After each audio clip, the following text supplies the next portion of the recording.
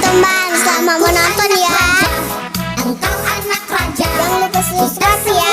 anak raja. Aku anak raja. Mordekhai dihormati. Kita semua anak raja. Pada malam itu juga, raja tidak dapat tidur.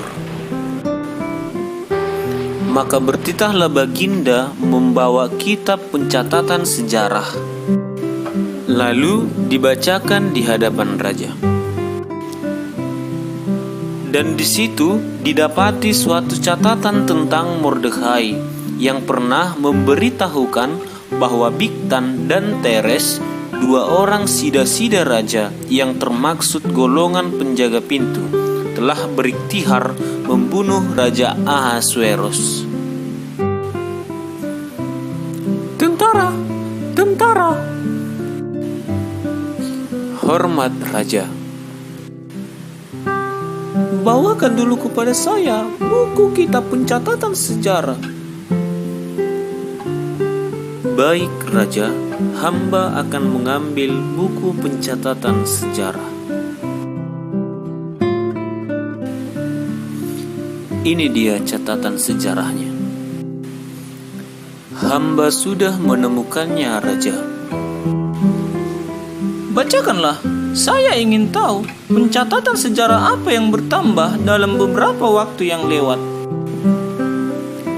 Di dalam buku pencatatan sejarah terdapat seorang nama Mordekhai yang pernah memberitahukan bahwa Bigtan dan Teres, dua orang sida-sida raja, berusaha untuk membunuh Raja Ahasuerus.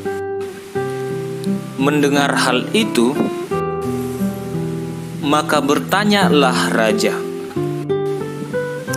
kehormatan dan kebesaran apakah yang dianugerahkan kepada Mordekhai oleh sebab perkara itu? Kepadanya tidak dianugerahkan suatu apapun. Siapakah itu yang di pelataran? Pada waktu itu, Haman baru datang di pelataran luar istana raja untuk memberitahukan kepada Baginda bahwa ia hendak menyulakan Mordekhai pada tiang yang sudah didirikannya untuk dia. Lalu jawab para biduanda raja kepada Baginda, itulah Haman, ia berdiri di pelataran. Maka titah raja, suruhlah dia masuk.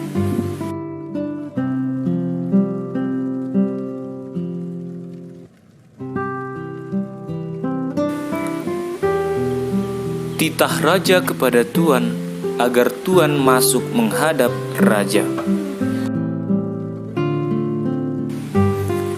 Setelah Haman masuk, bertanyalah raja kepadanya, mendekatlah.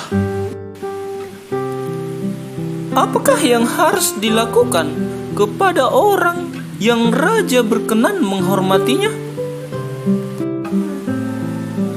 Kata Haman dalam hatinya, kepada siapa lagi raja berkenan menganugerahkan kehormatan lebih dari kepadaku? Oleh karena itu, jawab Haman kepada raja,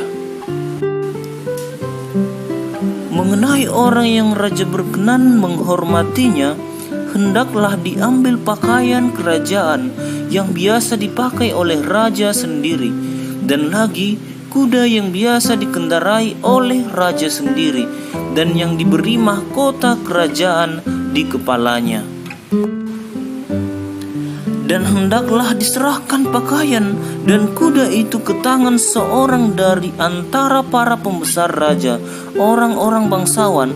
Lalu hendaklah pakaian itu dikenakan kepada orang yang raja berkenan menghormatinya. Kemudian hendaklah ia diarak dengan mengendarai kuda itu melalui lapangan kota, sedang orang berseru-seru di depannya.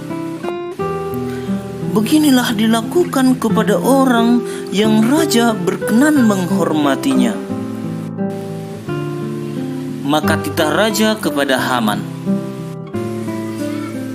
segera ambillah pakaian dan kuda itu, seperti yang kau katakan itu, dan lakukanlah demikian kepada Mordekhai, orang Yahudi yang duduk di pintu gerbang istana. Sepatah kata pun janganlah kau lalaikan daripada segala yang kau katakan itu. Lalu Haman mengambil pakaian dan kuda itu, dan dikenakannya pakaian itu kepada Mordekhai. Kemudian diaraknya Mordekhai melalui lapangan kota itu, sedang ia menyerukan di depannya, "Beginilah yang dilakukan kepada orang yang raja berkenan menghormatinya."